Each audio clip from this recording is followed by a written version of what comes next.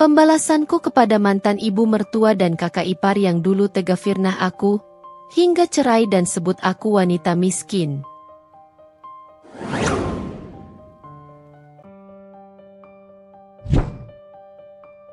Namaku Riana. Aku wanita sederhana yang menjalani hidup dengan penuh harapan. Pertemuanku dengan Samsul adalah hal paling indah dalam hidupku. Dia seorang pria mapan, berwibawa, dan baik hati. Kami menjalin hubungan cukup lama sebelum akhirnya menikah. Hidupku terasa lengkap saat itu. Aku berpikir bahwa aku akan menjalani rumah tangga yang bahagia, tanpa ada masalah yang berarti. Awal pernikahan kami berjalan dengan sangat baik. Samsul adalah pria yang bertanggung jawab dan penyayang. Meski dia sibuk bekerja sebagai seorang manajer di perusahaan besar, dia selalu menyempatkan waktu untukku. Aku bahagia, merasa menjadi istri yang paling beruntung. Namun, kebahagiaanku tidak berlangsung lama. Saat mertuaku dan ipar-iparku mulai tinggal bersama kami, semuanya berubah. Aku yang tadinya diperlakukan sebagai istri yang dihormati, perlahan-lahan mulai dianggap seperti pembantu. Awalnya aku berpikir mungkin hanya butuh waktu agar aku bisa lebih dekat dengan keluarga Samsul. Tetapi semakin lama, aku mulai merasa mereka tidak menyukaiku. Setiap pagi, aku yang harus bangun paling awal untuk menyiapkan sarapan. Ibu mertuaku selalu mengomentari masakanku dengan nada sinis. "Masak apa ini? Hambar, kau tidak becus jadi istri," katanya sambil membuang lauk yang kubuat. Iparku, terutama yang perempuan, memperlakukanku lebih buruk lagi. Mereka memanfaatkan keberadaanku, menyuruhku mencuci pakaian mereka, menyetrika, hingga membersihkan rumah seakan-akan aku ini hanya pembantu mereka. Aku tidak pernah mengadu pada Samsul. Aku tahu dia lelah bekerja dan aku tidak ingin menambah bebannya. Aku mencoba bersabar, berpikir bahwa mungkin lambat laun mereka akan menerimaku sebagai bagian dari keluarga. Tapi aku salah. Suatu malam, aku kelelahan setelah seharian mengurus rumah.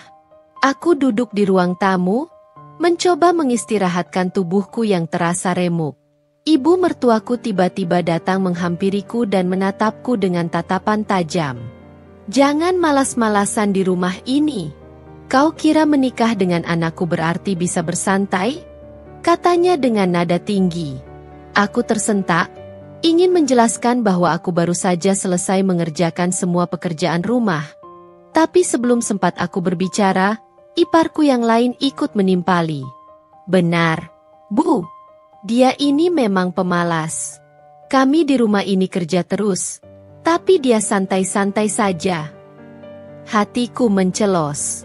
Aku ingin menangis, tapi kutahan air mata ini. Aku ingin membela diri, tapi percuma. Mereka tidak akan mendengarkan. Aku hanya bisa berharap Samsul melihat sendiri bagaimana aku diperlakukan di rumah ini. Namun itu tidak pernah terjadi. Sampai suatu hari, kebusukan mereka mulai terungkap. Samsul selalu berangkat pagi dan pulang larut malam. Dia adalah pria pekerja keras yang selalu ingin memberikan kehidupan terbaik untukku. Setiap pagi sebelum berangkat kerja, dia selalu mencium keningku dan berpesan agar aku menjaga diri. Aku tersenyum dan mengangguk, menyembunyikan segala keluh kesah yang tak ingin kuceritakan. Setelah Samsul pergi, rumah mulai terasa berbeda. Ibu mertuaku akan duduk di ruang tengah, mengamati gerak-gerikku dengan tatapan tajam. Kakak iparku yang tinggal bersama kami, Mira dan suaminya, akan duduk santai di ruang makan, menunggu sarapan yang aku siapkan. Awalnya aku mengira itu adalah bagian dari kebiasaan keluarga, tetapi semakin lama, semakin aku sadar bahwa hanya aku yang bertanggung jawab atas semua pekerjaan rumah. Pernah suatu kali aku terlambat menyajikan sarapan karena bangun kesiangan. Ibu mertuaku langsung mengetuk pintu kamar dengan keras. Suaranya terdengar tajam. "Riana, mau sampai kapan kau tidur? Ini rumah tangga, bukan tempat bermalas-malasan. Aku tergesa-gesa keluar dari kamar, meminta maaf, dan langsung menuju dapur. Mira, kakak iparku, hanya melirik sini sambil berbisik pelan, tapi cukup jelas untuk kudengar. Makanya, kalau cuma mau jadi beban jangan nikah sama orang sibuk. Aku meremas jemariku, menahan perasaan yang ingin meledak. Aku mencoba berpikir positif. Mungkin mereka belum terbiasa denganku. Aku menyiapkan sarapan dengan cepat, lalu menyajikannya di meja makan. Tapi ketika makanan sudah siap, ibu mertuaku malah menghela napas panjang, menggeleng pelan. Masak apa ini? Sayur begini saja tidak enak. Kau ini istri atau pembantu yang tak becus? Mira tertawa kecil, pura-pura menutupi mulutnya. Aku menunduk, menahan rasa sesak di dada. Tidak ada yang salah dengan masakanku. Samsul selalu makan dengan lahap setiap kali aku memasak untuknya. Tapi di hadapan mereka, semuanya terasa salah. Hari demi hari berlalu, dan aku semakin terbiasa dengan perlakuan mereka. Aku mencuci, menyetrika, membersihkan rumah, memasak, semuanya kulakukan sendiri. Mira bahkan sering meninggalkan cucian baju yang menggunung begitu saja, lalu dengan entengnya berkata, "Riana, tolong cuci baju-bajuku ya. Aku sibuk." Aku ingin menolak, tetapi tidak punya keberanian. Aku hanya bisa mengangguk dan melakukannya. Malam hari, saat Samsul pulang kerja, segalanya berubah seolah tidak pernah terjadi. Ibu mertuaku berbicara lembut di hadapannya. Mira bersikap manis, dan aku berpura-pura semuanya baik-baik saja. Samsul mencium keningku seperti biasa dan bertanya apakah aku baik-baik saja. Aku tersenyum dan menjawab, "Aku baik, Mas." Tapi aku tidak baik-baik saja. Aku mulai kehilangan diriku sendiri. Aku tidak bisa berbicara, tidak bisa mengeluh, tidak bisa menangis. Aku terperangkap dalam keluarga yang tidak menerimaku. Aku hanya berharap, suatu hari nanti, Samsul menyadari semuanya. Namun, harapan itu terasa semakin jauh. Setiap hari, rutinitasku semakin berat. Aku bangun sebelum matahari terbit untuk menyiapkan sarapan, membersihkan rumah, mencuci pakaian, dan memastikan semuanya dalam keadaan rapi sebelum Samsul pulang. Aku melakukannya tanpa keluhan, berharap sedikit demi sedikit aku bisa diterima sebagai bagian dari keluarga ini. Namun, yang kudapat justru sebaliknya. Pagi itu, aku kelelahan karena semalam aku begadang mencuci pakaian yang sengaja ditumpuk oleh Mira dan suaminya. Aku baru bisa tidur menjelang subuh, sehingga tubuhku masih terasa berat saat bangun. Aku buru-buru ke dapur untuk memasak, tetapi terlambat beberapa menit dari biasanya. Saat aku sedang sibuk menggoreng tempe, ibu mertuaku datang dengan wajah kesal. "Riana, kau kira ini rumahmu sendiri? Berani-beraninya kau bangun kesiangan." Suaranya menggelegar di ruangan sempit itu. Aku tersentak, hampir menjatuhkan spatula dari tanganku. "Maaf, Bu. Saya semalam tidur agak larut karena..." "Apa? Mau beralasan?" "Aku tidak mau dengar alasan," bentaknya lagi. Aku hanya bisa menunduk, mencoba meredam perasaan yang semakin menyesakkan dada. Mira muncul dari balik pintu dapur sambil menguap lebar, seolah tidak peduli dengan keributan yang terjadi. "Bu, mungkin Riana kecapean. Kita kan kasihan kalau dia bekerja terus," ucapnya, tapi nada bicaranya penuh sindiran. Ibu mertuaku malah mendengus sinis. "Kasihan? Aku tidak pernah kasihan pada perempuan pemalas. Kau pikir menikah dengan anakku berarti bisa hidup santai? Kau salah besar." Aku ingin membela diri, ingin mengatakan bahwa aku tidak pernah bersantai sejak aku tinggal di rumah ini, tapi aku tahu itu sia-sia. Setiap kali aku mencoba berbicara, mereka selalu menemukan cara untuk membalikkan kata-kataku. Sejak kejadian itu, perlakuan mereka semakin menjadi. Aku tidak hanya diminta melakukan pekerjaan rumah, tetapi juga dipermalukan di depan tamu keluarga yang datang. Jika ada acara, aku harus melayani mereka layaknya pelayan. Saat ada saudara dari pihak mertua datang, aku selalu diminta menyajikan makanan dan membersihkan meja tanpa sedikit pun dihargai. Bahkan, mereka berbicara seolah-olah aku ini bukan istri Samsul, melainkan hanya seorang wanita yang menumpang tinggal. Suatu sore, ketika aku sedang menyapu halaman, Mira duduk di teras sambil menggoyangkan kakinya. "Kau tahu, Riana? Aku heran kenapa Mas Samsul mau menikah denganmu. Kau ini biasa saja, tidak menarik, tidak kaya, tidak pintar. Apa yang dia lihat darimu?" katanya sambil terkekeh. Aku menghentikan gerakan sapuku, menatapnya sesaat. Aku tidak ingin terpancing emosi, tapi ucapannya menusuk begitu dalam. "Aku mencintai Mas Samsul, dan dia juga mencintaiku," jawabku pelan. Mira tertawa kecil. "Cinta? Ah, dasar perempuan naif. Cinta tidak akan bertahan lama kalau kau terus menjadi istri yang tidak berguna." Aku menunduk, menggigit bibirku untuk menahan air mata yang hampir jatuh. Aku ingin mengadu pada Samsul, ingin menceritakan semuanya. Tapi setiap kali aku melihatnya pulang dengan wajah lelah, aku mengurungkan niatku.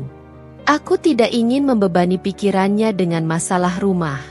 Namun, ketidakadilan ini semakin lama semakin sulit kutahan.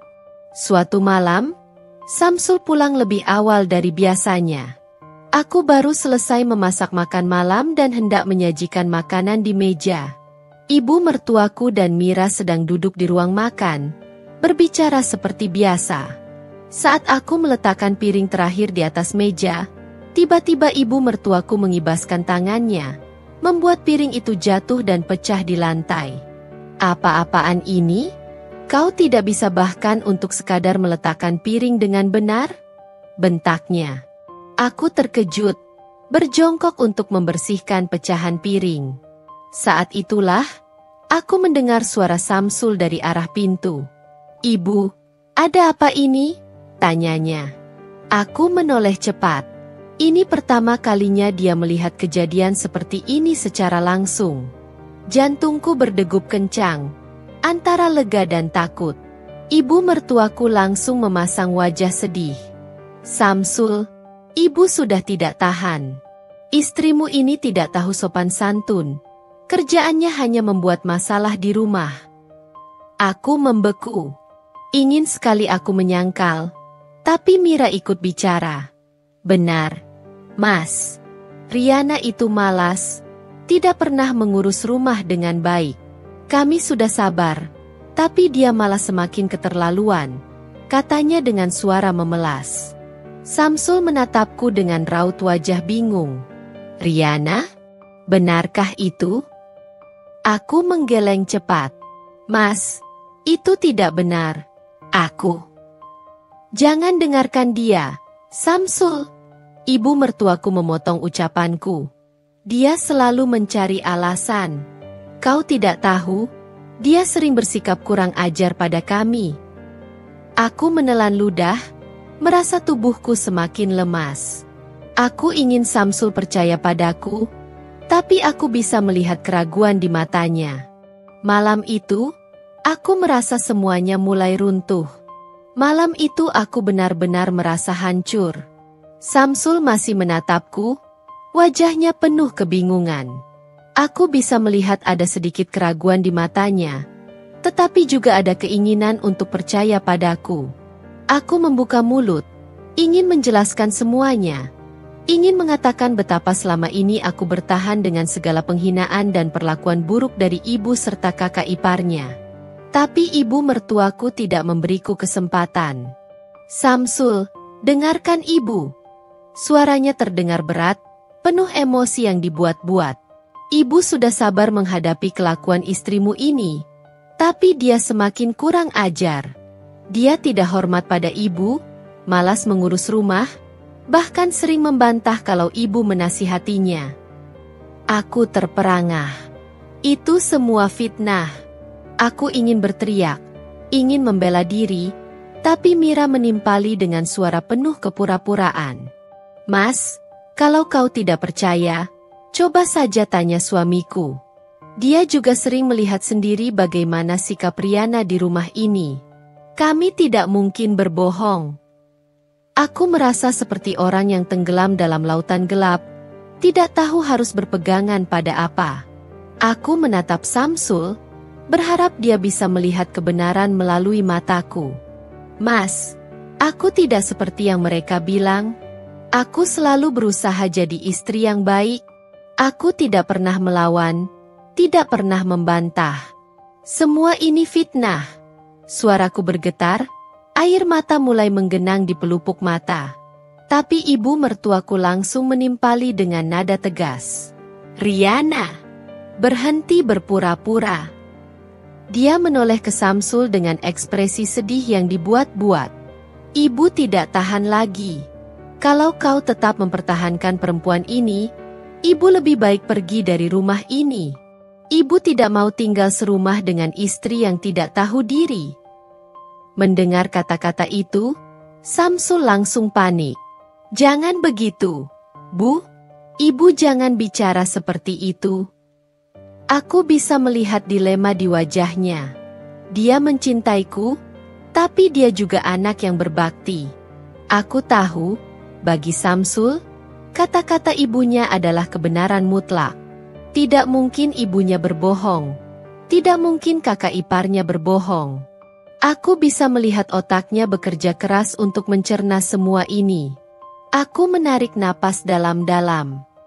Mas, aku mohon, kau tahu aku tidak seperti itu. Percayalah padaku. Samsul menatapku lama. Tapi aku bisa melihat perlahan-lahan kepercayaan itu mulai terkikis. Aku tahu, dia mulai goyah. Riana. Suaranya pelan. Mungkin selama ini aku terlalu sibuk sampai tidak tahu apa yang terjadi di rumah ini. Mas, aku menggenggam tangannya. Tapi dia perlahan menarik tangannya dari genggamanku. Ibu dan kakak-kakakku tidak mungkin berbohong. Lanjutnya, suara itu terdengar seperti belati yang menancap dalam-dalam ke dadaku. Aku terguncang. Aku merasa kakiku melemas, tubuhku goyah. Jadi, akhirnya dia memilih untuk percaya pada mereka? Setelah semua yang kulalui, setelah semua penghinaan dan siksaan batin yang kuterima, dia masih lebih memilih kata-kata ibunya daripada kata-kataku? Aku menatapnya dengan mata berkaca-kaca. Jadi, kau tidak percaya padaku? Suaraku bergetar. Samsul diam. Aku tahu, di dalam hatinya ada pertarungan hebat. Tapi pada akhirnya, dia tetap anak yang tidak bisa membantah ibunya. Ibu mertuaku tersenyum puas. Mira melirikku dengan tatapan penuh kemenangan. Aku merasa seperti mati di tempat. Hari-hari setelah itu menjadi lebih buruk. Samsul mulai menjaga jarak denganku. Dulu, dia selalu bersikap hangat dan perhatian.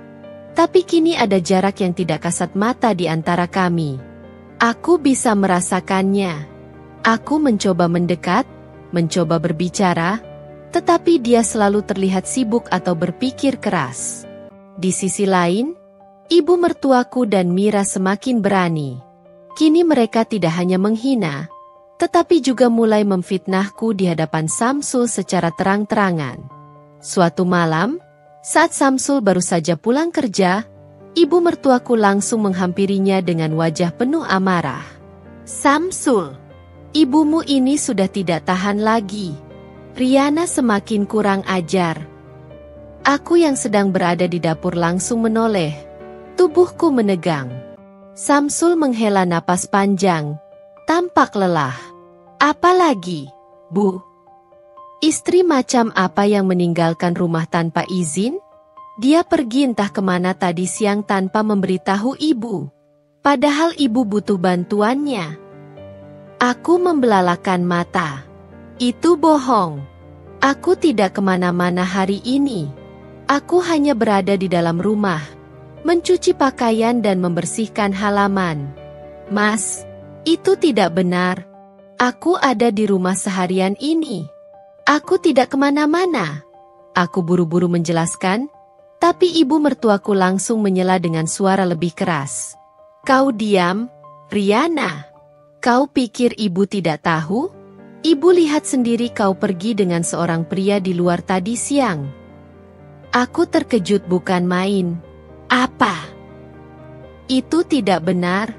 Aku tidak pergi dengan siapapun. Mira ikut bersuara. Benar, Mas. Aku juga melihatnya. Riana pergi diam-diam. Aku kira kau sudah tahu. Aku merasakan tubuhku gemetar hebat. Aku tidak bisa mempercayai apa yang baru saja kudengar. Samsul terdiam. Kali ini, tidak ada lagi keraguan di matanya. Yang ada hanya tatapan dingin, tatapan kecewa. Aku tahu. Aku sudah kalah. Malam itu, untuk pertama kalinya dalam pernikahan kami, Samsul tidak tidur di kamar. Dia memilih tidur di sofa ruang tamu. Aku menangis diam-diam, menatap langit-langit kamar dengan perasaan hancur. Aku telah kehilangan suamiku. Hari demi hari berlalu, dan semuanya semakin memburuk. Samsul tidak lagi berbicara padaku seperti dulu. Setiap kali aku mencoba mendekatinya, dia selalu menghindar. Aku bisa merasakan jarak itu semakin melebar, seolah-olah aku adalah seseorang yang tidak pernah berarti dalam hidupnya. Lalu, akhirnya hari itu datang. Samsul pulang lebih awal dari biasanya.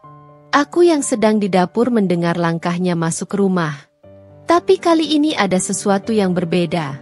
Ada keheningan yang mencekam. Aku keluar dari dapur dan melihatnya berdiri di tengah ruang tamu. Matanya tajam menatapku. Kita harus bicara, katanya. Jantungku berdetak kencang. Aku tahu apa yang akan dia katakan. Mas, tolong, jangan lakukan ini. Aku berusaha menahan air mata. Samsul menarik napas dalam-dalam, seolah mencoba menenangkan diri. Tapi kemudian dia mengeluarkan selembar kertas dari sakunya dan meletakkannya di meja. Aku ingin kita berpisah.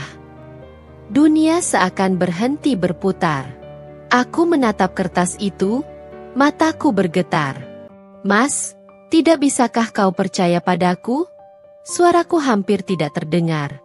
Dia tidak menjawab. Air mataku jatuh. Aku tahu. Tidak peduli seberapa keras aku mencoba bertahan, semuanya sudah berakhir. Samsul telah memilih untuk percaya pada mereka, bukan padaku. Aku meraih pulpen dengan tangan gemetar, menatap kertas itu untuk beberapa saat, lalu menuliskan namaku. Saat aku mengangkat wajahku, Samsul sudah berbalik. Pergi. Dan saat itulah aku sadar, aku telah kehilangan segalanya. Setelah aku menandatangani surat perceraian itu, aku merasa seperti tubuhku kosong. Rumah yang dulu penuh kehangatan kini menjadi tempat yang paling menyakitkan bagiku. Aku tidak bisa bertahan di sana lebih lama lagi. Aku berkemas dalam diam, memasukkan beberapa pakaian dan barang pribadiku ke dalam koper. Tidak ada yang peduli. Tidak ada yang menghentikanku. Saat aku melangkah keluar, ibu mertuaku dan Mira berdiri di ruang tamu dengan senyum kemenangan. Aku tidak ingin berkata apa-apa lagi. Aku hanya ingin pergi. Di luar rumah, hujan turun perlahan, seperti memahami betapa hancurnya hatiku saat ini. Aku berjalan tanpa tujuan di tengah dinginnya malam, membiarkan air hujan menyatu dengan air mataku. Aku tidak punya siapa-siapa di kota ini. Aku telah menyerahkan seluruh hidupku pada pernikahan ini, pada Samsul, pada keluarga yang seharusnya menjadi pelindungku. Dan sekarang, aku ditinggalkan tanpa arah. Aku berusaha menghubungi seorang teman lama, Anita. Dia adalah satu-satunya orang yang masih bisa kuandalkan. Setelah aku menceritakan semuanya dengan suara bergetar, dia langsung memintaku datang ke apartemennya. Ketika aku tiba, dia memelukku erat, dan aku tak bisa lagi menahan tangis. Aku menangis sejadi-jadinya di pelukannya, meluapkan semua kesakitan yang selama ini kutahan. "Riana, kamu harus bangkit. Kamu tidak boleh kalah dengan mereka," bisiknya lembut. Aku tahu dia benar. Aku tidak boleh tenggelam dalam kesedihan ini selamanya. Hari-hari setelah itu terasa berat. Aku berusaha mencari pekerjaan, meskipun hatiku masih dipenuhi luka. Aku memulai semuanya dari nol. Tidak ada lagi gelar sebagai istri seorang manajer. Tidak ada lagi rumah megah tempatku tinggal. Aku hanya seorang wanita yang dikhianati, dicampakkan, dan harus berjuang untuk bertahan hidup. Aku bekerja di sebuah perusahaan kecil sebagai staf administrasi. Gajinya tidak besar, tapi cukup untuk bertahan. Aku bekerja keras, lebih keras dari sebelumnya. Aku menyibukkan diriku agar tidak terlalu memikirkan masa lalu. 3 tahun berlalu. Dalam waktu itu, aku bukan lagi Riana yang dulu. Aku telah berubah. Aku naik jabatan beberapa kali karena kerja kerasku. Hingga akhirnya aku mendapatkan posisi sebagai manajer di perusahaan tempatku bekerja. Tidak hanya itu, aku juga mulai belajar bisnis dan berinvestasi. Aku membangun jaringan, mengenal banyak orang penting, dan perlahan tapi pasti, aku mendirikan bisnisku sendiri. Kini, aku adalah CEO dari sebuah perusahaan besar yang memiliki banyak cabang di berbagai kota. Aku memiliki sebuah hotel bintang 5 yang sering digunakan untuk acara-acara penting, termasuk pertemuan bisnis dan konferensi besar. Aku telah mencapai kesuksesan yang dulu hanya bisa aku impikan. Tapi luka itu masih ada. Dan saat aku mendengar kabar tentang Samsul, aku tahu ini adalah saatnya. Aku mendapatkan informasi bahwa Samsul kini bukan lagi seorang manajer. Perusahaannya mengalami kebangkrutan, dan dia kehilangan jabatannya. Tidak hanya itu, ibu dan kakak iparnya yang dulu begitu angkuh kini mengalami kesulitan keuangan. Mereka yang dulu memandang rendah dan menghancurkanku, kini berada di titik terendah dalam hidup mereka. Aku tahu ini adalah kesempatan yang sempurna.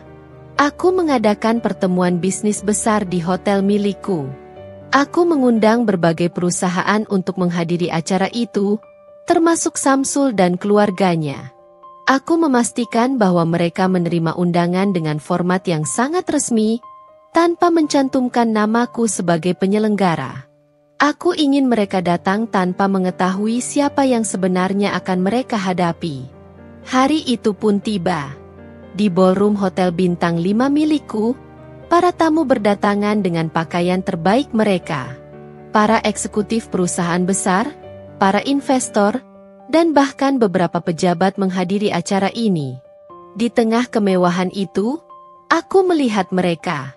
Samsul, ibu mertuaku, dan Mira berdiri di sudut ruangan dengan ekspresi yang canggung.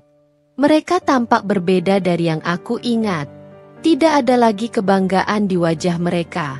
Tidak ada lagi kesombongan. Mereka tampak kalah. Aku tersenyum tipis. Saatnya permainan dimulai.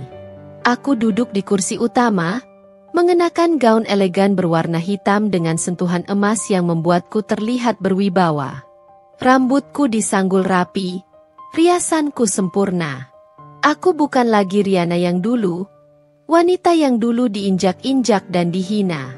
Aku kini adalah sosok yang berdiri di puncak, dengan kekuatan di tanganku. Ruangan ballroom dipenuhi dengan para eksekutif, pemimpin perusahaan besar, dan tokoh-tokoh penting di dunia bisnis. Semuanya hadir dengan penuh penghormatan, membungkuk saat menyapaku. Aku menerima mereka dengan senyum ramah. Sementara mataku terus melirik ke arah Samsul dan keluarganya yang berdiri kaku di sudut ruangan. Mereka tampak canggung. seperti orang asing di tempat yang bukan kelas mereka. Aku melihat bagaimana Samsul menoleh ke kiri dan kanan, seolah mencari seseorang. Mungkin dia bertanya-tanya siapa yang mengundangnya ke acara megah ini. Sementara ibu mertuaku dan Mira tampak jelas tidak nyaman. Tubuh mereka menegang dalam kebingungan. Aku tersenyum kecil. Tak lama kemudian, seorang asistennya mendekatiku. Bu Riana, semua tamu sudah hadir. Acara bisa dimulai kapan saja. Aku mengangguk pelan. Baik, pastikan semua yang kita undang mendapat tempat di barisan depan. Asistenku mengerti maksudku dan segera mengatur ulang susunan tempat duduk. Aku ingin Samsul dan keluarganya duduk di posisi terbaik. Posisi di mana mereka bisa melihatku dengan jelas, dan yang lebih penting, posisi di mana mereka tidak bisa menghindar dari apa yang akan terjadi.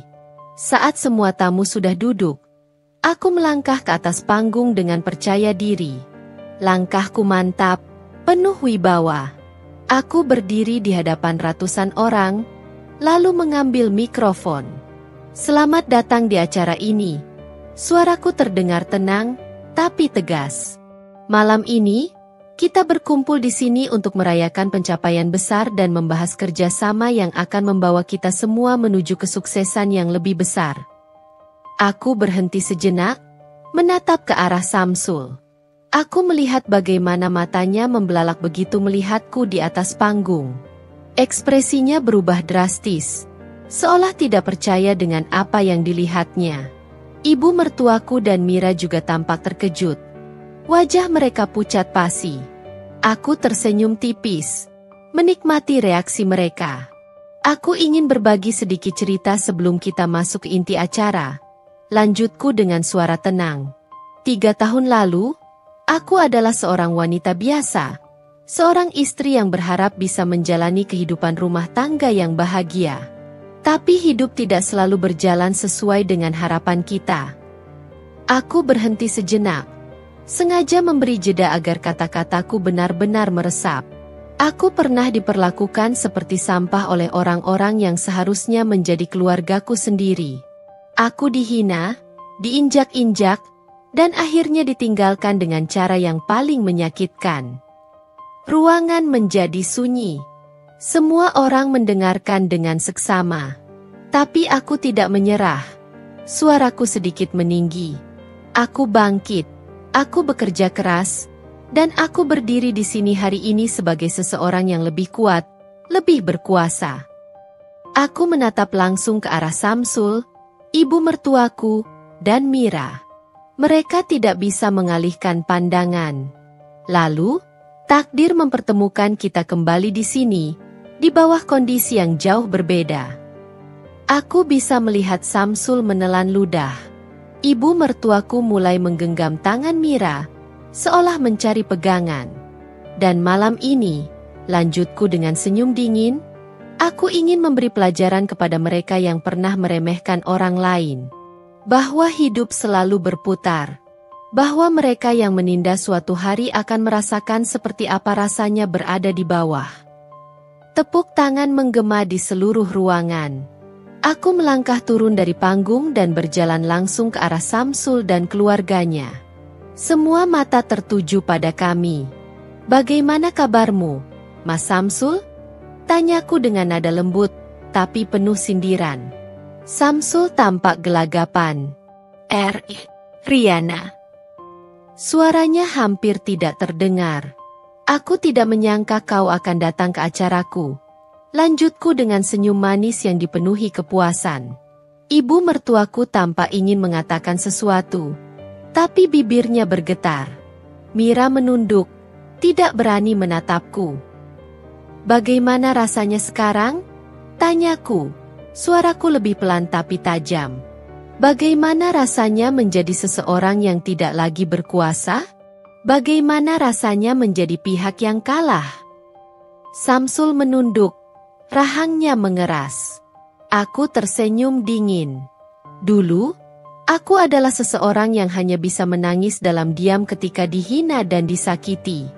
Tapi sekarang, Aku adalah seseorang yang bisa membuat kalian semua menunduk di hadapanku. Aku melangkah lebih dekat, menatap mereka satu persatu. Lihat di sekeliling kalian, kataku. Dulu kalian merasa lebih tinggi dariku. Sekarang, aku yang berdiri di atas, dan kalian yang berada di bawah. Ruangan masih sunyi. Tidak ada yang berani menyela. Aku menoleh ke arah para tamu yang masih menyaksikan drama ini dengan penuh ketegangan. Perkenalkan, hadirin sekalian, aku berbicara dengan lantang, memastikan semua orang mendengar. Mereka adalah keluarga yang dulu menghancurkanku. Dan lihat bagaimana hidup membawa mereka kembali kepadaku dalam keadaan yang jauh berbeda. Aku menatap Samsul tajam. Kau ingin pekerjaan, bukan? Samsul mengangkat wajahnya dengan tatapan penuh harapan. Aku? Ya, aku ingin memperbaiki hidupku, Riana. Aku tersenyum kecil. Baik, aku bisa memberikan pekerjaan untukmu. Samsul tampak sedikit lega, tapi aku melanjutkan dengan nada dingin. Sebagai petugas kebersihan di hotel ini. Samsul membeku. Dan untukmu, ibu, aku menatap ibu mertuaku yang kini pucat pasi, aku bisa memberikan tempat di kantin sebagai asisten dapur. Mira menegang di kursinya, seolah tahu apa yang akan kukatakan padanya. Dan kau, Mira, aku rasa, kau cocok menjadi petugas pencuci piring di sini. Aku bisa melihat ekspresi horor di wajah mereka. Aku hanya ingin memastikan kalian tahu bagaimana rasanya hidup di bawah kendali orang yang dulu kalian hina. Aku tersenyum puas, menikmati bagaimana mereka kini tidak lebih dari bayangan masa lalu yang menyedihkan. Hidup selalu berputar, kataku pelan, tapi penuh makna. Dan malam ini, aku hanya menunjukkan pada kalian bahwa apa yang kalian tanam, itulah yang kalian tuai. Aku berbalik dengan anggun, meninggalkan mereka dalam tatapan malu dan ketakutan. Aku tidak butuh permintaan maaf mereka. Aku hanya butuh mereka tahu bagaimana rasanya menjadi orang yang diinjak-injak. Dan aku telah berhasil. Samsul menatapku dengan wajah yang sulit diartikan. Antara marah, kecewa, dan mungkin juga merasa terhina. Ibu mertuaku mencengkram erat lengan Mira, seolah tak percaya dengan apa yang baru saja kudengar. Tapi aku tidak peduli. Mereka pernah menginjak-injak harga diriku tanpa rasa bersalah, dan malam ini, aku hanya memberi mereka sedikit rasa dari apa yang dulu mereka lakukan padaku. Ruangan masih sunyi. Semua tamu undangan menunggu dengan penuh antusiasme, menantikan reaksi dari Samsul dan keluarganya. Aku bisa melihat beberapa rekan bisnisku saling berbisik, dan beberapa lainnya hanya tersenyum kecil, memahami situasi yang sedang terjadi. Samsul mencoba mengendalikan dirinya. Ia mengambil napas panjang dan berkata dengan suara gemetar, "Riana, tidak bisakah kita bicara baik-baik? Aku tidak ingin pekerjaan ini karena belas kasihanmu. Aku hanya ingin kesempatan untuk membuktikan bahwa aku masih bisa bangkit." Aku menyeringai tipis. Kesempatan? Aku mengulangi kata itu dengan nada mengejek. Lalu di mana kesempatan untukku dulu? Mas? Saat aku dihina setiap hari di rumah yang seharusnya menjadi tempatku berlindung? Saat aku dijadikan babu oleh keluargamu? Saat aku diceraikan karena fitnah? Tanpa diberi kesempatan untuk membela diri? Samsul terdiam. Aku tahu kata-kataku menamparnya keras. Tapi aku belum selesai. Aku melangkah mendekat, hingga jarak kami begitu dekat. Aku bukan wanita lemah yang bisa kau bujuk dengan kata-kata manis lagi. Mas, aku sudah cukup banyak menangis untukmu. Tapi sekarang, aku tidak akan menangis lagi. Aku hanya ingin memastikan kau dan keluargamu merasakan sedikit saja dari apa yang aku alami dulu. Samsul menundukkan wajahnya. Tangannya mengepal, dan aku bisa melihat ketegangan di wajahnya. Ia ingin membantah, tapi tidak bisa. Ibu mertuaku yang sedari tadi diam tiba-tiba membuka mulutnya. Kau ini perempuan tidak tahu diri, Riana. Bagaimana bisa kau begitu tega pada keluarga yang dulu pernah menerima dan merawatmu? Aku tertawa kecil. Menerima dan merawat? Aku mengulang kata-katanya dengan nada tajam. Kau pikir aku lupa bagaimana aku diperlakukan di rumah itu? Kau pikir aku lupa bagaimana aku dihina, diperintah-perintah seperti pembantu, bahkan diludahi oleh anak kesayanganmu? Ibu mertuaku tampak tersentak. Aku bisa melihat beberapa tamu undangan mulai menatap mereka dengan tatapan penuh hinaan. Aku melangkah mundur dan berbalik menghadap para tamu. Maafkan aku, hadirin sekalian, jika suasana pertemuan ini sedikit berbeda dari yang diharapkan. Tapi ini adalah bagian dari perjalanan yang harus kulalui untuk sampai di titik ini.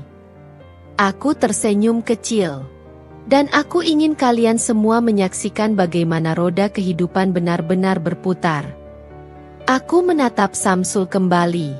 Aku memberimu pilihan. Mas, kau bisa mengambil pekerjaan yang kutawarkan, atau kau bisa pergi dari sini dengan tangan kosong. Tapi jangan pernah berharap ada belas kasihan dariku. Samsul tampak ragu. Aku bisa melihat harga dirinya terluka. Tapi ia tahu ia tidak punya pilihan lain. Aku tahu kehidupannya sedang diambang kehancuran. Aku sudah mencari tahu semuanya sebelum acara ini dimulai. Ia kehilangan jabatannya, perusahaannya bangkrut, dan kini ia hanya seorang pria yang tengah berjuang mencari pegangan. Aku. Samsul membuka mulutnya, tapi tidak ada kata yang keluar. Ia menatapku dengan mata penuh kebingungan. Aku menunggu. Lalu, sesuatu yang tidak kuduga terjadi. Samsul tiba-tiba berlutut di hadapanku. Aku bisa mendengar suara bisik-bisik dari para tamu undangan. Beberapa orang bahkan menahan napas mereka, tak percaya dengan apa yang sedang mereka lihat. Riana. Samsul berkata dengan suara lirih. Aku tahu aku salah. Aku tahu aku telah menyia-nyiakanmu. Aku tahu aku telah termakan fitnah dan membiarkanmu pergi tanpa alasan yang jelas. Aku menatapnya dingin. Aku tidak meminta belas kasihanmu, lanjutnya. Aku hanya ingin kau tahu bahwa aku menyesal. Sangat menyesal. Aku mengepalkan tanganku di sisi tubuhku. Aku telah menunggu saat ini. Menunggu Samsul menyesali segalanya. Menunggu ia sadar bahwa apa yang ia lakukan padaku dulu adalah sebuah kesalahan besar. Tapi apakah aku merasa puas? Aku menatapnya tanpa ekspresi. Sesal tidak mengubah apapun, Mas. Kau membuat pilihanmu 3 tahun yang lalu. Dan sekarang, kau harus hidup dengan pilihan itu. Aku lalu menoleh ke arah ibu mertuaku dan Mira. Kalian semua harus hidup dengan pilihan kalian. Aku melangkah mundur, memberi isyarat pada petugas keamanan di dekat pintu. Keluarkan mereka dari sini, perintahku dengan suara tegas. Samsul mendongak dengan wajah penuh keterkejutan. Riana, tolong. Tidak ada lagi yang perlu dibicarakan, potongku. Keluar dari hotelku. Petugas keamanan segera bergerak, menggiring Samsul dan keluarganya keluar dari ruangan. Aku melihat ibu mertuaku mencoba memberontak, tapi petugas tetap menggiringnya dengan sopan namun tegas. Aku berdiri di tempatku, menyaksikan mereka pergi dengan wajah penuh keterkejutan dan rasa malu. Saat pintu ballroom tertutup di belakang mereka, aku menghela napas panjang. Aku telah membalaskan dendamku. Tapi mengapa hatiku masih terasa kosong? Tiba-tiba, suara gaduh terdengar dari luar pintu ballroom. Aku mengernyit. Para tamu undangan juga mulai berbisik-bisik, penasaran dengan apa yang sedang terjadi. Salah satu staf hotel berlari kecil menghampiriku dengan wajah panik. Bu Riana, maaf mengganggu. Tapi ada keributan di luar. Mantan suami Anda dan keluarganya menolak pergi. Mereka berteriak-teriak ingin bicara dengan Anda. Aku mengepalkan tangan. Aku sudah memberikan mereka kesempatan untuk keluar dengan kepala tegak, tapi mereka masih berani membuat keributan di tempatku. Aku melangkah cepat menuju pintu, diikuti beberapa petugas keamanan. Begitu pintu terbuka, aku melihat Samsul, ibunya, dan Mira berdiri di tengah lorong hotel dengan ekspresi penuh amarah dan rasa malu. "Kau pikir kau siapa? Hah?" Mira berteriak lantang, matanya membara penuh kebencian. "Kau pikir hanya karena punya uang kau bisa mempermalukan kami seperti ini? Dasar perempuan murahan." Aku menatapnya tajam. "Aku hanya memberikan kalian rasa dari apa yang kalian lakukan padaku dulu." Samsul menatapku dengan mata merah. "Riana, kau sudah menghancurkanku. Apa itu belum cukup?" Suaranya terdengar lelah, hampir seperti orang yang putus asa. Aku tersenyum sinis. "Aku tidak menghancurkanmu, Mas. Kau menghancurkan dirimu sendiri saat kau lebih percaya pada fitnah daripada istrimu sendiri." Tiba-tiba, ibu mertuaku melangkah maju dan dengan cepat mengayunkan tangannya ke arah wajahku. Tangannya berhenti di udara, tertahan oleh salah satu petugas keamanan yang sigap menangkapnya sebelum tamparan itu benar-benar mengenai wajahku. "Jangan berani-berani menyentuh saya, Bu," kataku dengan nada tajam. "Saya bukan lagi menantu Anda. Saya bukan lagi Riana yang bisa Anda perlakukan seperti sampah." Ibu mertuaku meronta marah. "Kau perempuan tak tahu diri. Kau tidak akan bahagia, Riana. Kau akan merasakan balasan dari perbuatanmu ini." Aku menatapnya dingin. "Aku sudah pernah hidup di neraka selama bertahun-tahun, Bu. Sekarang, aku hanya menikmati keadilan yang selama ini aku tunggu." Mira masih mencoba meneriaki aku dengan kata-kata kasar, tapi para petugas keamanan dengan tegas menggiring mereka keluar dari area hotel. Aku hanya berdiri diam, melihat mereka pergi. Begitu mereka menghilang di luar pintu utama, aku menghela napas panjang. Tapi sebelum aku sempat merasa lega, seorang tamu yang berdiri di dekatku, salah satu kolega bisnis penting, berkata dengan nada penuh kehati-hatian, "Bu Riana, maaf jika saya lancah, tapi apakah Anda yakin ini keputusan yang tepat?" Aku menoleh padanya. "Apa maksud Anda?" Pria itu tersenyum kecil, lalu berkata pelan, "Kadang, membalas dendam bisa terasa memuaskan, tapi tidak selalu membawa kedamaian yang kita harapkan." Aku terdiam. Kata-katanya berputar-putar di dalam kepalaku. Benarkah aku akan merasa puas setelah semua ini? Ataukah ini hanya awal dari sesuatu yang lebih besar? Sesuatu yang tidak pernah kuduga akan terjadi? Aku tidak tahu. Tapi satu hal yang pasti, konflik ini belum selesai. Malam itu, setelah semua tamu meninggalkan hotel, aku duduk sendirian di balkon kamar penthouse milikku. Pemandangan kota terlihat begitu indah dengan gemerlap lampu yang berkelip-kelip, tapi pikiranku tidak bisa tenang. Kata-kata kolegaku tadi terus terngiang di kepalaku. Aku sudah membalas mereka. Aku sudah membuat Samsul dan keluarganya menanggung malu di depan banyak orang. Tapi kenapa hatiku masih terasa kosong? Kenapa aku masih merasa ada sesuatu yang belum tuntas? Saat aku masih tenggelam dalam pikiranku, ponselku tiba-tiba bergetar. Aku meraihnya dan melihat sebuah pesan masuk dari nomor tak dikenal. "Riana, kita harus bicara. Ini penting. Aku mohon, temui aku di kafe dekat rumah lama kita besok jam 7 malam. Samsul." Aku menatap pesan itu lama. Aku bisa saja mengabaikannya. Aku bisa saja menghapus pesan itu dan berpura-pura tidak pernah membacanya. Tapi entah kenapa, ada sesuatu dalam diriku yang ingin tahu apa yang sebenarnya ingin dia bicarakan. Keesokan harinya, Aku datang ke kafe itu tepat waktu.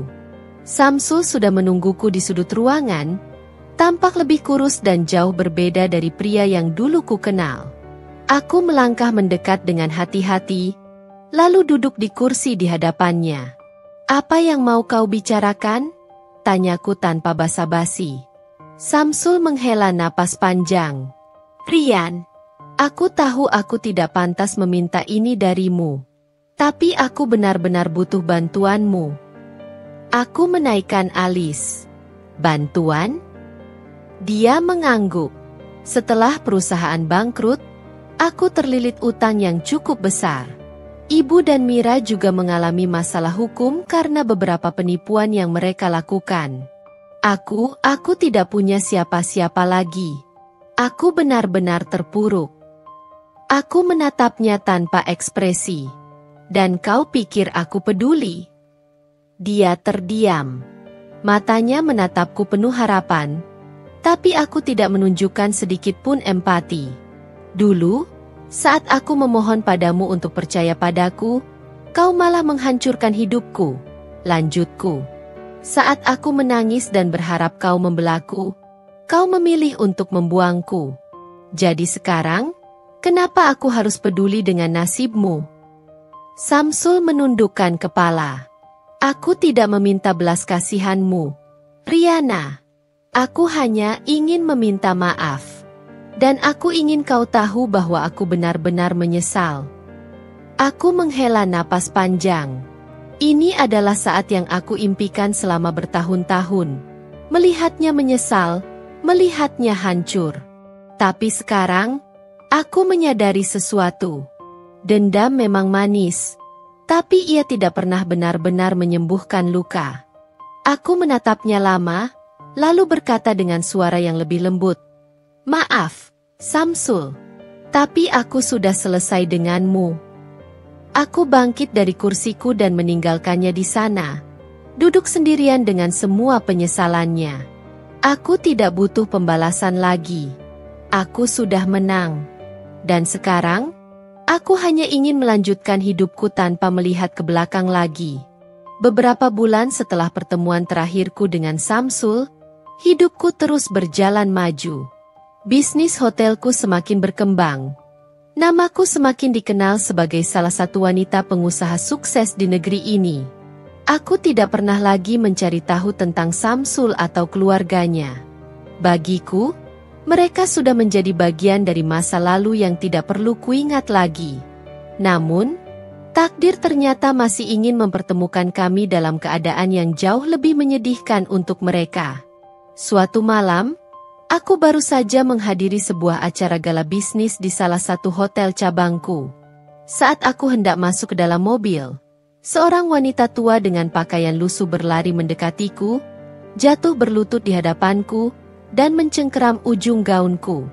Riana, tolong aku, tolong kami." Aku menunduk, mencoba mengenali wajahnya di bawah cahaya lampu jalan. Aku terkejut saat menyadari bahwa wanita yang berlutut dan menangis terseduh-seduh di hadapanku adalah Ibu Samsul. Tubuhnya tampak jauh lebih kurus. Rambutnya kusut tak terurus, dan pakaiannya kumal. Tidak ada lagi sosok wanita sombong yang dulu selalu memandangku rendah dan memperlakukanku seperti pembantu. Aku melangkah mundur, menatapnya dengan dingin. "Kenapa Anda di sini?" tanyaku tanpa nada simpati. Dia menggenggam tanganku erat. Air matanya mengalir deras. "Riana, kumohon, maafkan aku sudah kehilangan segalanya. Samsul juga. Kami tidak punya siapa-siapa lagi. Kumohon bantu kami." Aku mengerutkan kening. "Apa maksud Anda?" Saat itulah, aku melihat seorang pria dengan pakaian lusuh berdiri tak jauh dari sana, bersandar pada dinding sambil menundukkan kepala. Aku hampir tidak mengenalinya, tapi sorot matanya yang kosong itu tidak bisa disangkal. Itu Samsul. Dia tidak lagi terlihat seperti pria yang dulu ku kenal. Tidak ada lagi pakaian rapi, tidak ada lagi aura percaya diri. Yang kulihat hanyalah seorang pria yang hancur, kehilangan segalanya. Ibu mertuaku masih menangis terseduh di tanah. Setelah semua yang terjadi, setelah kebangkrutan, utang kami semakin menumpuk, rumah kami disita. Kami benar-benar tidak punya tempat tinggal, tidak punya apa-apa lagi. Aku menatap mereka tanpa ekspresi. Jadi sekarang, setelah kalian kehilangan segalanya, baru kalian datang padaku dan meminta maaf. Samsul akhirnya mendongak. Suaranya serak. Riana, aku tidak punya alasan untuk membela diriku sendiri. Aku tahu aku sudah menghancurkanmu. Aku bodoh. Aku pengecut. Aku menyesal. Dia kemudian berlutut di samping ibunya, menundukkan kepala di hadapanku. Riana, aku memohon, maafkan aku. Aku tidak minta kau menerima kami kembali. Aku hanya ingin kau tahu bahwa aku sungguh-sungguh menyesal. Aku tidak bisa lagi tidur setiap malam karena dihantui rasa bersalah. Aku telah membuang orang terbaik dalam hidupku. Aku merasakan dadaku sedikit sesak melihatnya seperti ini. Aku sudah membayangkan saat-saat mereka bertekuk lutut memohon padaku. Tapi sekarang, saat itu benar-benar terjadi, aku tidak merasa bahagia atau puas. Aku menarik napas panjang, menatap mereka dengan tajam. Penyesalan kalian tidak akan mengubah apapun. Dulu, saat aku meminta belas kasih kalian, kalian malah membuangku. Sekarang, aku sudah selesai dengan kalian. Samsul menggigit bibirnya, menahan air mata yang mulai mengalir di pipinya. Aku pantas menerima semua ini. Aku memang pantas dihukum.